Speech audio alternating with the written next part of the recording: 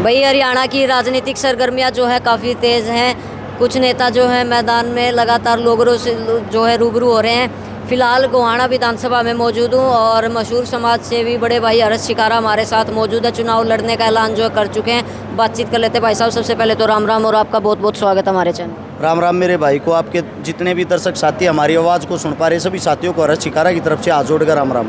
जी भाई साहब सबसे पहले बात करेंगे गोहाना विधानसभा को आपने क्यों चुना।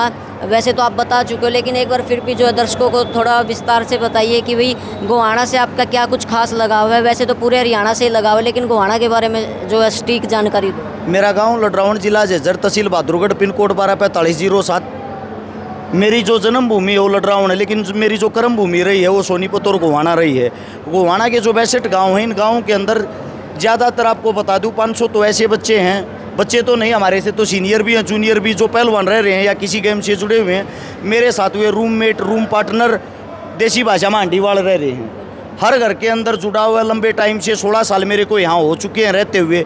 हर घर के अंदर प्यार प्रेम है। मेरी जितनी रिश्तेदारियाँ वो ज़्यादातर यहाँ पे हैं। दूसरी बात, यहाँ से कोई समाज सेवी फाइट में नहीं है, यहाँ से कोई किसान नेता फाइट में नहीं है। इस मारे चुनाव लड़ने की यहाँ से सोची है। भाई साहब बात करें राजनीतिक गलियारों में जो है चर्चाएं भी चल रही हैं कि भाई हर्ष शिकारा के पास चर्चा है पर्चा है लेकिन खर्चा नहीं है। तो खर्चा कहाँ से आएगा, क्योंकि सबसे मेन चीज़ जो इलेक्शन में खर्चा ही होता है। चर्चा साथ वाले भाई कर देंगे, पर्चा जो है हम खुद भी प्रिंट करवा लेंगे, उसमें इतना ज़्यादा खर्चा नहीं होता, लेकिन खर्चा सबसे ज़्यादा मेन है, वो कहाँ से आएगा। देखो मैं आपको एक बात बता देता हूँ। आज एक खाली वीडियो के माध्यम से 1000 से प्लस गाड़ियाँ यहाँ पे कार्यालय के शुभ मुहूर्त पे आई हैं। नेता मंत्री जब रैलियाँ में जाया करें ना, 2000 की भीड़ ने 20,000 की बता रहे हैं, और वह 2000 की भीड़ भी उनकी के पार 600 रुपये दिहाड़ी वाले आदमी। और आड़ जब इतने प्यार प्रेम के भाई आगे चर्चा भी ये करेंगे, पर्चा भी ये करेंगे और खर्चा भी ये करेंगे। मेरा कार्य ये है आगे बढ़ना। हल्के ने ये आशीर्वाद दे रखा, बेटा तू रोकिए मत, तू आगे बढ़े जा, तेरी बल्ले बल्ले सब डाल के हम अपने आप कर देंगे। अच्छा भाई साहब बात करें, आप जो है ना राजनीति में आपने कदम रख दिया, लेकिन वैसे तो जो मूलभूत सुविधाएं होती है एक आम व्यक्ति की, आम जन की, रोटी कपड़ा मकान बिजली पानी स्वास्थ्य शिक्षा चिकित्सा, ये सब चीज़ें जो है एक प्रत्येक व्यक्ति को चाहिए। तो आप जो यहाँ के मौजूदा विधायक हैं, जो यहाँ के पुराने नेता हैं, उनसे अलग क्या काम करोगे और किन मुद्दों को लेकर जनता के बीच जाओगे। जितनी सुविधाएं आपने गिनवा दी नेताजी ने ताज तीन का बेराए को नए सुविधाएं हुए हैं, हल्के में करनी भी चाहिए। माननीय जगबीर मलिक हमारे गोहाना के विधायक हैं। 1996 में पहली बार विधायक भी बने थे, पहली बार में मंत्री बने थे। उससे अगले दोनों चुनाव हार गए थे। इतना अच्छा काम किया था उन्होंने, अगले दोनों चुनाव रनिंग में ही हार गए थे। फिर उन्होंने ये आश्वासन दिलवाया, हाथ जोड़ू हूँ ईबी का बना दो, बेरा ना मैं क्या कर दूँगा, अडे पेरिस बना दूँगा, या कह कर वो तीसरी बार बने 2009 में 9, 14, 19 कंटिन्यूटी में रनिंग के 3 बार के विधायक हैं। चौथी बार भी ताल ठोकेंगे, यानी कि चौथी बार नहीं भाई साहब, 5 बार तो विधायक रह रहे हैं। एक बार रीचुनाव हुआ था ट्रिक में लगातार, अब 24 में भी फिर से मैदान में आ रहे हैं। देखो कोशिश सब करते हैं, लेकिन वो एक काम बूढ़ी घोड़ी लाल लगाम, 73 साल की उम्र हो रही, चलने फिरने की मैं की ताकत नहीं उसको। तो एक बात सोचो, सरकारी कर्मचारी जो भी होता है 60 साल के बाद उसको रिटायरमेंट दे दी जाती है। 58 में दे दें तो 2 साल और घटा दिए। और तो इनकी भी कोई कार्य, उनको ये बोला जाता आपकी कार्य करने की क्षमता नहीं रही, इस मारे आप रिटायर ले लो। नेताओं के अंदर कहाँ से क्षमता जाती है। 73 साल की उम्र हो रही है, जब इलेक्शन आओ जब तक गाम गाम घूमना शुरू कर दे, एकदम फिट हो जाए। और इलेक्शन तो पहले कदे काम चला जाइए, न्यू कहेंगे नेताजी के तो दोस्त लागे रहे हैं, 3 दिन हो लिए फुर्सत को ने, कदे खांसी हो रहा है, कदे बुखार हो रहा है। हल्के के अंदर 70% आदमी ये भी नहीं जानते हमारा विधायक कौन है। ये बातें जब हैं, जिसको राजनीति में आए हुए 28 साल से तो राज में है, 28 साल से राज में होने के बाद भी 70% आदमी नहीं जानते। इसका मतलब ये किसी के दुख तकलीफ और दर्द में शामिल नहीं होता। कन्यादान दिया रहा 100 रुपये 100 MLA, पर्ची कटवा रहा गौशाला में 100 रुपया की 100 MLA, गौशाला में बुला लिया के तो गाड़ी मोड़ देगा, खर्चे थी बुलावा उल्टा चाले। यो हमारा विधायक साहब है। और विधायक साहब तो न्यू कहूँगा, विधायक साहब जी के ओलंपिक में गोल्ड मेडल लेना चाहो हुई वे, अपने आप पर रिटायर ले लो। अपने आप आपने तो खुद रिटायर लेकर किसी यूथ और युवा बच्चे को आशीर्वाद देकर न्यू कहना चाहिए, बेटे हमारी उम्र जाली तुम आगे बढ़ो, थारा काम है। ज़रूरी नहीं वो बच्चा हर्ष शिकारा हो, और किसी के अंदर काबिलियत दिखती हो उसको दे दो। कम से कम स्वयं कुर्सी छोड़नी चाहिए।